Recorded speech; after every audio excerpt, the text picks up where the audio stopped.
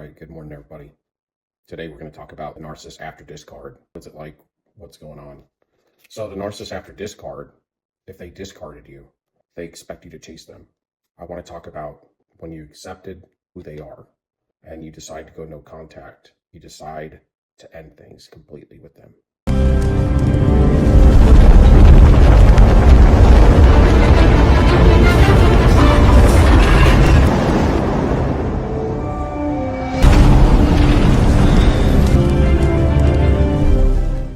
This will be the first time that you have done this because normally you would chase them in the past. Maybe you've gotten some knowledge. Maybe you've woken up to narcissism, or maybe at some point it's brutal and you get to a point where you're done. And sometimes people can push you too far, especially the narcissist has a way of doing that. What will happen? They will realize during the time of them trying to triangulate you with the new supply or former supply, whoever they're with. And they will try to triangulate you because that's what they always do. They love to triangulate and get your energy involved and their energy involved to feed them from both sides. But when you don't engage, then it may start with a text, it may start with an email. But if you keep refusing those heat checks, then they're going to come at you in person. After a period of time, it will dawn on them that things are not going as planned, and they will begin to stalk you. After stalking you for a period of time, they will then attempt a Hoover, generally speaking in person. When you turn down the Hoover, they just shouldn't have tried to manipulate things by giving you the silent treatment. It didn't work too well. It wasn't a good idea for them. But in that time, you started to work on your healing, and that rumination has started to burn off of you. You see, when you leave a narcissist, you are almost twice as empty in a sense, because you went from being a happy individual before you met the narcissist to being emptied and then filled with their crap. Okay, so now you have to burn off all their crap, all that fuel, and then you have to start from scratch again and rebuild your self-esteem back up to who you were. All those gifts that you had innately that they've stole from you, they're out there using. And over time, that energy comes back to you. But you have to be good to yourself, and you have to accept the discard and move on and go no contact.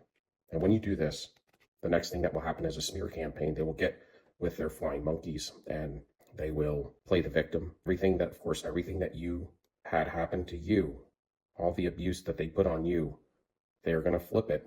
They're going to say that you did it to them. They're going to flip the script, so to speak.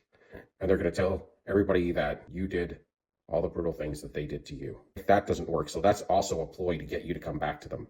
So you can ask them, why are you lying about me? You know, they don't even care if it's a lie because they just want you to come back to them and talk with them, engage with them again. They just will do anything to get you to re-engage. That's their whole point. So then when that doesn't work, the next thing they will do is they will try to heat check you because they know if they come at you again, every time they come at you in person, it's a heavy narcissist injury. So when they heat check you, is what they'll do is they'll use these flying monkeys, the friends of theirs, and they will send them out to gather information. They're like reporters. If that doesn't work, they may come to you one more time, but generally speaking, from then on out, they're probably going to be filled with hate, anger, and rage whenever they see you. And you know, they also may give up. They may give up and find a substitute source of supply. But this is the thing, if you're the chosen one that woke up with them to narcissism and broke your generational curse, then they're gonna want you for probably the rest of their life. That's generally how it works. But if they don't give up, then they may show indifference, even though you can know deep down inside that this is killing them. But everything is for the stage with a narcissist.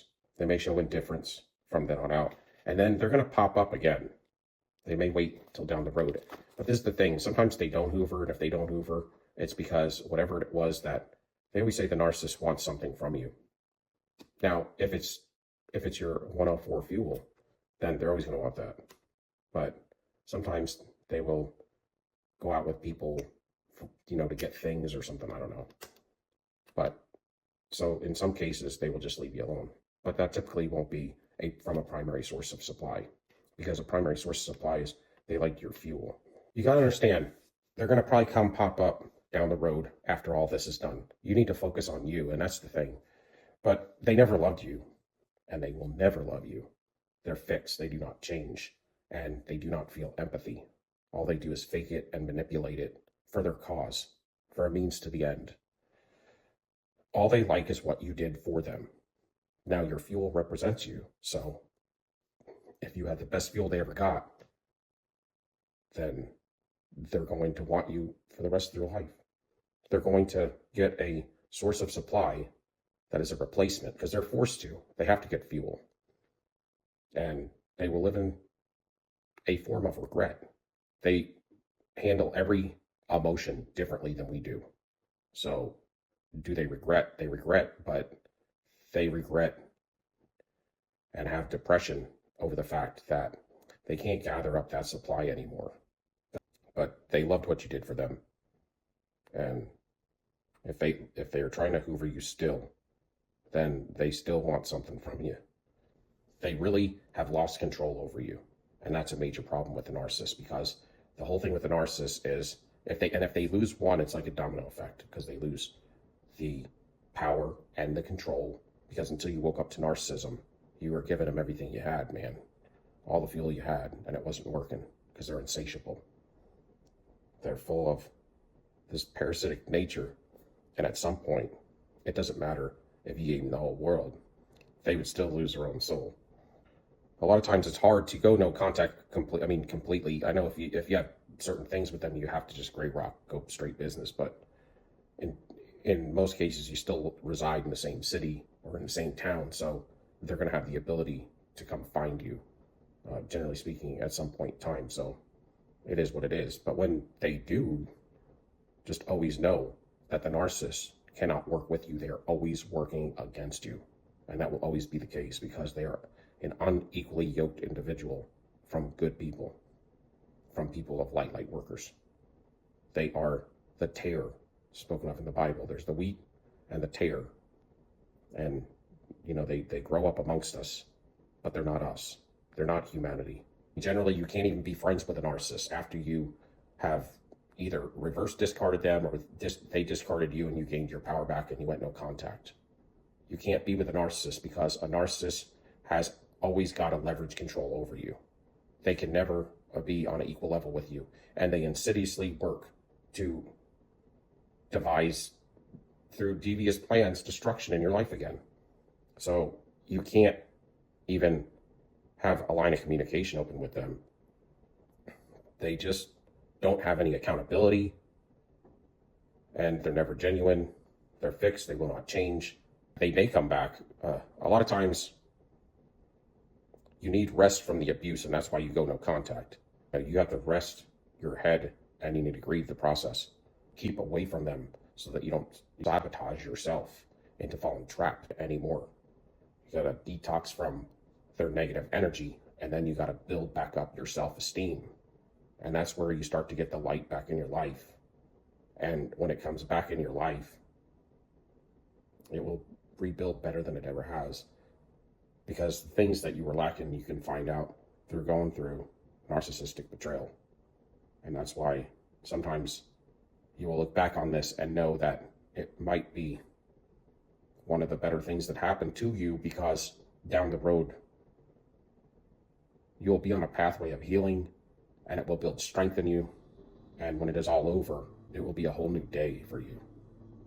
And when the narcissist has always come into your life to put you down, to destroy you, to devalue you, discourage you, to lie, cheat, and steal from you, to manipulate you and deceive you.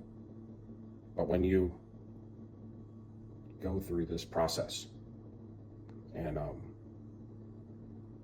you reject the narcissist and you tell them to go to hell when they come to hoover you and take all of their demons with them, and you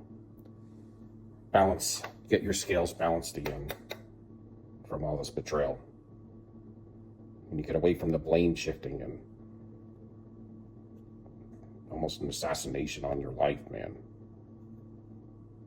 the manipulation, and you rise up from the ashes a whole new person. learning to respond and not reacting. See, a lot of times what the narcissist will do, they will respond and then they will react. If you notice, you pay attention to the narcissist, because that responding that they do is meant to trigger you. But once you learn and understand that this has been a deficit in your life, and you've been in an active process of healing this situation. This is just one of many, but when you heal this section of your life and you learn to, think before you speak and not just react off emotions, that when they do these responses to trigger you, they always expect it to work. And when it doesn't work, then they rage. So they're backwards from us, right? So they're going to respond and then they're going to react when you give them nothing. When you look at them and you give them indifference yourself, when you just have no emotions with them, now you're emotionally checked out because you're emotionally unavailable. And it's not good in life, but in the case of them, now you're emotionally checked out because you're done. It's a finished situation. You had me, you destroyed me. I went no contact at some point because I would be a fool to do anything different. I stay no contact even though you're annoying the hell out of me. And then I recover. I was damn near buried and raised myself back up. And now you don't like it. So you're going to come back to destroy me again? No, sir. No, ma'am. That's what you need to tell them. You don't need to tell them anything, but that's what you need to think. Because that's the case.